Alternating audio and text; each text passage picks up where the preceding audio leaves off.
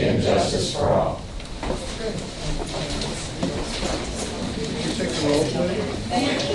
Benfield. Brooks. Yeah. Brightfish. Griswold. Yes. Gould. Hart. Moran. Gallup. Here. Weigel. Eustace, you have it. Next is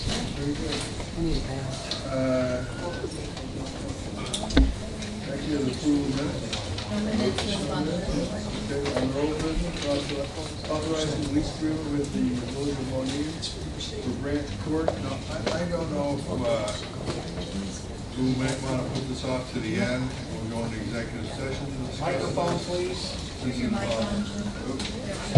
I'm thinking that maybe we put this at the end because we'll go into executive session.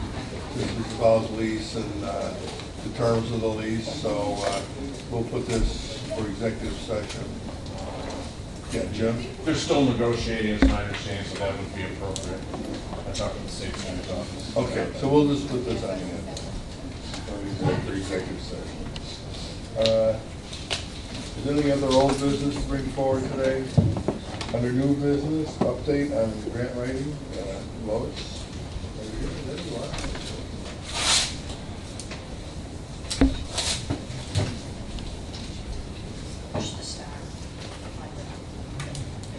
Good morning, and Morning. thank you for the space on your agenda. I know you're awfully busy. I appreciate the time. Just very briefly, first of all, I take note, and I promise I'll make my print bigger next time. What we did was a combination on here. I compared 2016 to 2015 in terms of grants applied for and grants received. Those numbers are in the second to the last column. For 2016, applied for, if we include the Tiger grant, it was $73,454,700. Without the Tiger grant, it was $2,174,500, compared to last year, which was $1,967,000 applied for. In terms of received, which is the last column, to date, we have received $124,500. We do still have 4 federal grants pending. I was informed that we did not get the Tiger grant, but I was thrilled to see that we did apply for that, and hopefully we'll do that again next year. We're still, it's my understanding from speaking to our federal lobbyists that one of the reasons we haven't heard too many grant announcements partly is due to the election, which is currently going on. So hopefully we'll be hearing about these other 4 federal grants that are pending. We did hear that the emergency services grant was awarded, and we're aggressively working with private funders. We're looking at a match for the drug-free community grant that we'll be applying for December, January. We have $50,000 that we've laid the groundwork for that project through the sheriff's office. So.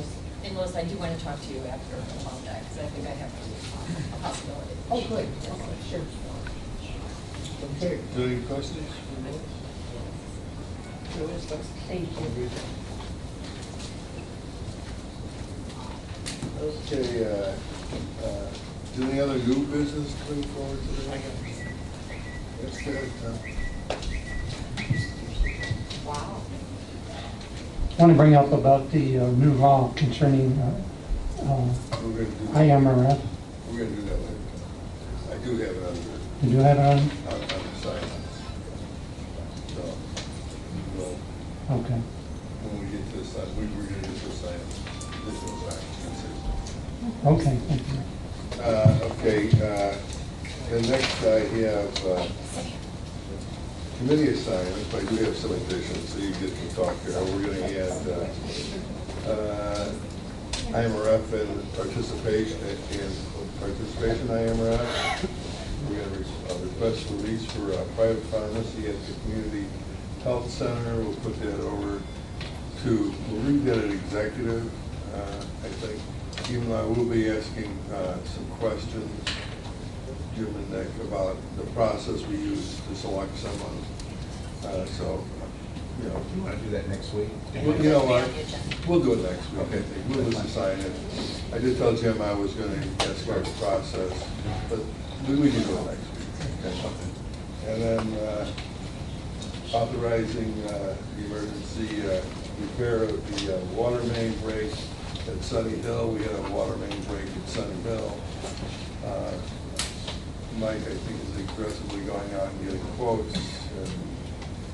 Well, the water main's been fixed, but it's a blacktop that has been So the buckled up. additional work that damaged from the break, but Yeah. the water main was repaired.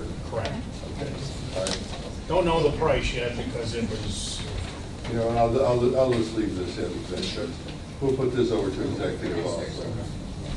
And then we have replacement hires, pre-posting for supervisor assessment office, and this will be also assigned to the executive committee, which acts as the insurance personnel. So I'll make a motion to approve the assignments as presented. Can I make a comment on You got a motion, second? Tom, you want to make a comment it? on We asked the state's attorney for an opinion on it, whether it's constitutional or not. I talked to the attorney at IMRF yesterday, and she said when they proposed a bill, they sent it to the legislature. It included municipal, township, and county employees. And now it singles out just county employees. It's discriminating, I believe it's unconstitutional, and I think the state's attorney should give us an opinion, and if it is, we should take it to court and have this an injunction or something, rather than go through all this paperwork, filling out time cards every day, documenting every minute of activity that we do. It's going to be a burden, and it's not equal overall elected officials in the state of Illinois. It's very discriminatory. Well, I'm not going to speak for the state's attorney, but if the legislature makes it a law, it's a law. I mean, that's how it is. I mean, state legislature makes the laws. I mean, if you want a written opinion, I can do that, but I mean, just speaking generally, I think that Board Member Weigel is referring to a special legislation challenge. And I don't think this meets those parameters. Special legislation is not special legislation if there's a rational basis for it. And the legislature can determine what the appropriate compensation is for the various elected officials. They're different right now. Some elected officials get only compensation for costs, mileage or costs they expend. Others get a salary. This is no different than those types of decisions. So from that perspective, I don't think it's an unconstitutional decision. There are some other portions of it that we might find questionable and might not be upheld, but I don't think the law as a whole would be struck down. I also think that maybe there seems to be a little unfairness that in the original legislation, municipalities and townships were included, and then they were taken out and only county boards were left in. I suppose that you can say that we were singled out, but in my opinion, this is going to continue. It's not that I don't think that they're going to come back with legislation that's going to, here again, limit other offices. I don't know why they were taken out of town, but there does seem to be a certain, maybe, I don't even want to use unfairness. There seems to be inconsistencies when they're saying only county board and not townships and not municipal trustees. But I think that it is what it is. Now, let me also point out this, is that new elected officials are absolutely excluded. So I think they make that clear. I mean, we will put this on I'd like this to get this behind us, one way or the other. We will assign it for next week, we'll discuss it, and then I think this board should probably take action on it, one way or the other. And, we'll just move forward. know what else to say. I don't think, we're not gonna be filing no lawsuits. We're not gonna, I don't see us challenging it. If you want to challenge it as an individual, I guess go ahead. But I don't see any sense in it myself. Any other comments on IMRF? Because this wasn't really, I mean, we as being counties, but this is a McHenry County issue with Frank's running for, I mean, it just becomes this political. If you want to talk later, I can give you more history.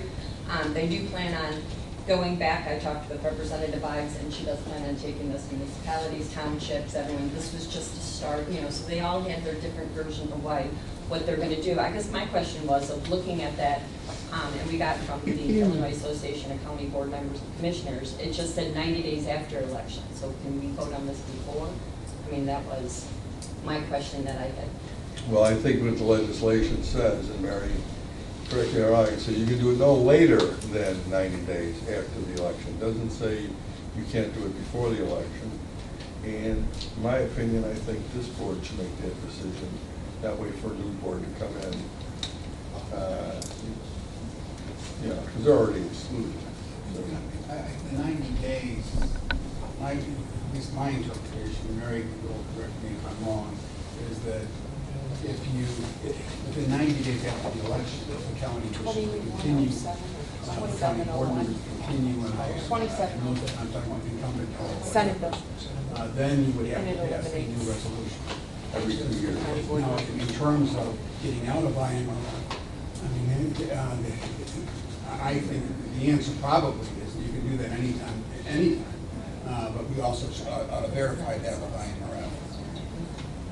That's why I'm like, is there? Well, I did talk to IMRF. The indication I'm not gonna say 100%, but I had the impression that you can opt out anytime you want. That was my understanding. So, and I also assume that if you took no action within the 90 days of a general election, then it automatically would go out.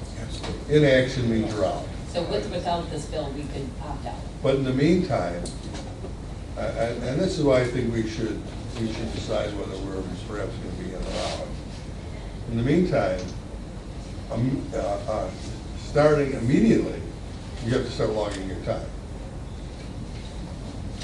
So I don't know exactly that process either. You're going to log it too. You have to start right now. You have to go back to August 26th, the effective date of the law. So you're reporting from August 26th to August 31st. That is due on September 10th. That report. Okay. September 10th. How often are you getting a report? Monthly. It's due on the 10th day of the following month. I see it up there. Reagan's in court right now, she wanted to be much that, she's already got her hours in for August. I'm like, I don't know if you need for August, but you can probably talk to any of the attorneys here and they can tell you how they do it. Well, the end of all, usually the last few days of the month, we're not real active, you know, so I don't know if anybody has. I'm active in the fact that I talk to staff almost on a daily basis. Some of you may do the same. Talking to staff, counts, talking to constituents, counts. You have to file, the reality is you have to file a report. When you have- put anything on, you report any time spent, it's up to you, but you have to file the report. So, Whether you put anything, you can put zero on it. yes. You know, and by the way, in our case, it's $600 a year, not necessarily, you know, $40 a month, Well, dollars a month. unlike the state Yeah. legislators, county board members are on the clock 365 days of the year. You're always in session. You're never not in session. So it's not going to be difficult for county board members to retain $600. No, I don't think so. Is the time spent on forest preserve matters excluded or I included? think it's It's excluded. Actually, I mean, if you read the law and you read their memorandum, it seems clear that Forest Preserve District time ought to be included. But having contacted IMRF, and I spoke to Paul Parisi, who spoke to their council, and their council's opinion is that because it's a separate taxing body, it is not included. Mary told me the same. That was pretty much your view. It was, yes. So, look, I think we'll move it. We're gonna try to get all the answers. By the way, we need a form. Can we develop a form? We're working. Okay. Well, we have to file by September 10th. Well, Who do we file to? For September 10th, you can use scrap paper. Who do we file to? And in the county board office. Just get it to the county board office. We'll put it into a file, and someday when IMRF comes in, we will hand them the piece of the scrap paper. You know, until we have a report, a formal report, don't worry about it. Just get it in. Does everybody know that? Should you send out an email, does all 26 know that? By the Well, 10th? It was yesterday, you Oh, can that- see, that was in the I was- email. well, I was You reading see it today. yesterday. I was reading it today. It went out yesterday. Okay. So we'll make a determination whether. Yeah, here's another question I have. If you are vested and you have the individual right then to opt out, saying, well, you know, I don't think I want to do the reporting or whatever. I mean, that's a question. They can't take away your approved time, you just simply. I understand. I'm actually, without any action from the county, You're kind of hitting on can the what I individual referred to take himself off? earlier, where I said there may be elements of the law that we think are questionable, and those elements go to whether or not a county board by its inaction could divest an individual of their ongoing right in the pension. Under the latest Supreme Court decision, it says your pension cannot be included in the Illinois Constitution. I'm not sure that that's a valid provision in the law. I think it's questionable. I don't know if you as a board want to challenge that by not passing the resolution, and should the courts come down differently, you know, and you want to be in the pension, you lost it. It's a pretty severe consequence if I'm wrong. But there is the constitutional provision that says your pension can't be impaired. I don't know how a county board could fail to act and thereby divest individuals of their ongoing right to pension. Yeah. Well, I think what we'll do is, you know, my preference is that this board votes on it prior to December 1st. Jackie, you were waiting. Yeah, two quick questions. One, it talks about 600 or 1,000 hours, and I can't find anything. We're 600 hours. Okay, we know we're 600? We're 600. Okay, and so then what is the 1 year period? Is it from August 26th of this year to August 26th of next year? And then at the end of that year, say you don't have your 600 hours in, what does that do to that whole year's worth of pension contributions? You're no longer eligible. But then what you've paid in all that year? You would get that back. Okay. And you would get back like this prior 7-8 years worth of money as well? If you're not vested, you would get your money back. And if you're vested is how many years? 8. For some it's 10. No, it was 8, now it's 10, so it depends on when you were elected. So, I think when I was elected, it was 6. Now it's 10. It's 10 years. So, and if you're not vested, you can let it sit there. Just hoping you maybe can get some additional time down the road, or you can take your money. You say additional time down the road, so you can be not included for 1 year, but then the next year, if you have more hours, you could be included So if you work again? for another, say you left here and you went to work for, Roger Clare hired you for Bolingbrook. To hold his Trump But banner! anyways, you were hired for a position, say, in a municipality, and which is an IMRF unit, then you can accumulate time. So if you had like 4 years here, and 4 years here, and then 4 years there, it would all accumulate. So you can make a determination whether you think you might want to leave it there, with the idea that you'll go to work for an IMRF employer in the future. Don't go away. I mean, you could, whatever you earn, you get to keep. done. I don't think we should vote it out necessarily until we get a definitive opinion from the state's attorney that it is a valid law. I'm gonna ask for that, we'll get that opinion by next Thursday. So we're just assigning it.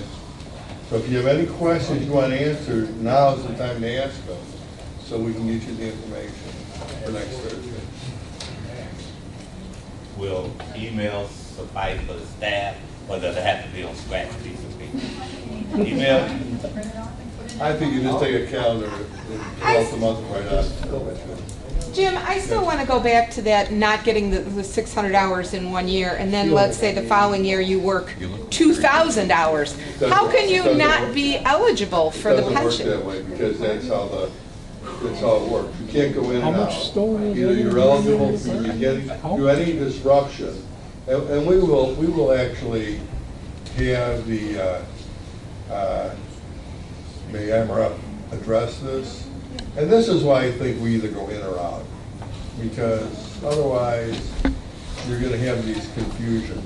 Because actually you could probably say, well, if you were a regular employee and 1 year you qualified and the next year you didn't qualify, but the next year you qualified, Right.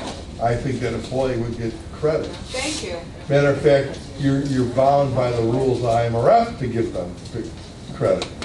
So, does that pertain to county board members? If you said you were in, I suppose it wouldn't be any different. And Jim, what's the calendar year? Is it January to December, I December to think we'll get that December? defined, whether they're going to go from August 26th to December 31st and then pick it up at the beginning of the year. My guess it'll be starting with the term would make more sense. So starting December 1 to November 30th would make more sense because that's the term I'm going. But IMRF, but you have to go with IMRF. IMRF is on a calendar year, correct? Payroll people, I think we are. They go on the calendar year. That's when you started. Date of service. That's when you started. Is this date of service? Yes. So you got a rolling your own year based on your start date. These are only board members, not employees, right? Right. Yeah, so. Jim, just one clarification, in terms of who to file the timesheets with, according to the memorandum, it says that they're to be filed with the county's fiscal officer or designee. So, Okay, do we make the designee the county board office? fiscal officer, Fiscal officer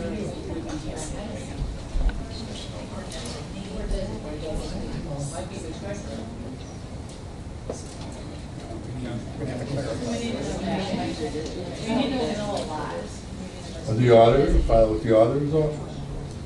Or our designee. Well, I think when you put in your resolution for the designee, I think that would be the best way. Just identify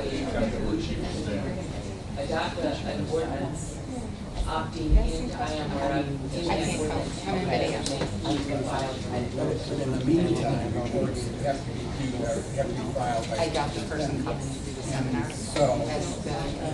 Has the ability to answer that question. The auditor's designated county board office, so all the county board members can meet.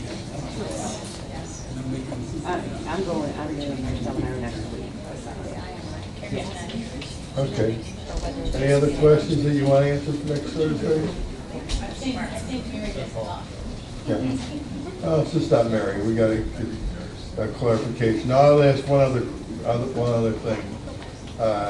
I would like to see if we could have Paul Parisi here next Thursday, who is the regional manager for IMRF. He's the IMRF whiz kid, so to speak. He knows everything there is to know about IMRF. If we can get him here, I'd like to have a committee of the whole. And you can ask him all the questions you'd like, and all the clarifications made and ready. So I'd like to, well, first off, let me finish this. We have a motion and a second on the assignments. All in favor? Aye. Opposed? Motion carries. Next, I'd like to entertain a motion to hold a spot for a committee of the whole for the purpose of discussion of IMRF, we'll have Paul Parisi. Summer Wednesday. Well, it'll be after the 4th reserve. He said yours. So that's, or we could just ask him to come to the executive No, committee. no, no, that's for committee. And just ask everybody who has an interest to Yeah, attend. the 7th, because I'm going. What do you think? To stay, I think it works better if maybe it'll stay on the board instead of trying to get all the board members. That's what I'm. Well, no, we just hold the executive committee meeting in the boardroom. I mean, you want to just do it at a regular executive committee meeting and just invite everybody? Okay, why don't we just do that? We'll invite everybody, so we're going to have a discussion on IMRF at the executive committee, and we will try to have IMRF officials here, okay? I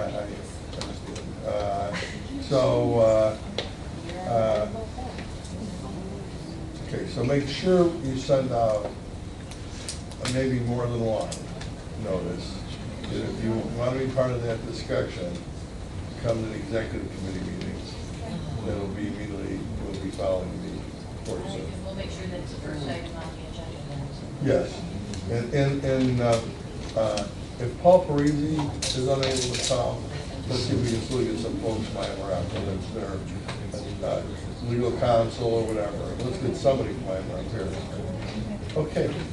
I just wanted to say, Jim, that HR was offering an IMRF seminar for the employees. And to my understanding, this woman over here is telling me Paul Parisi is going to be at it. It is Wednesday the 7th. He will be here.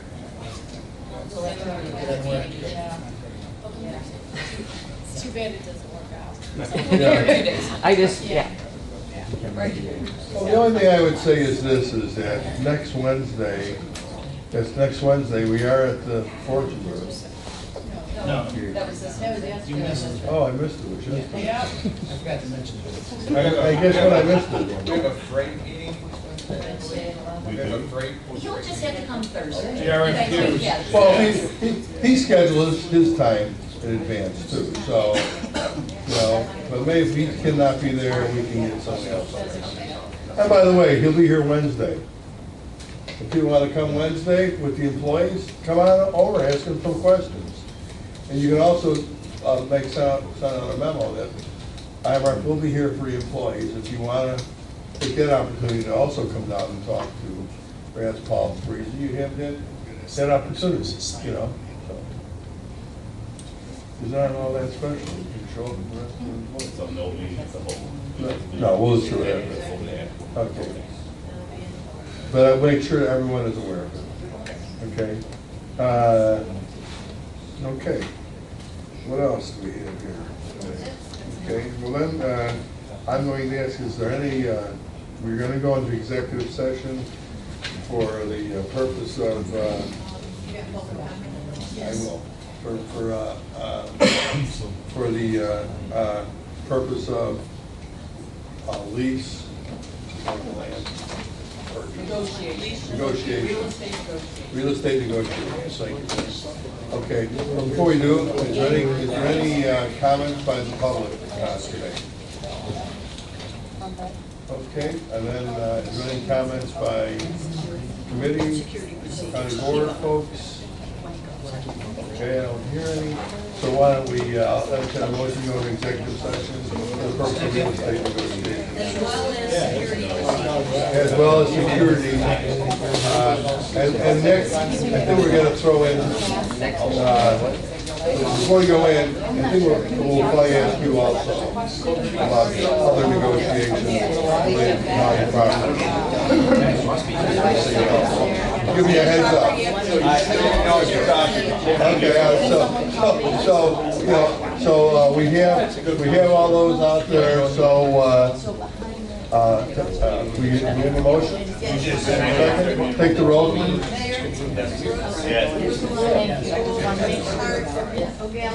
Yes, otherwise, Hey, let's step outside.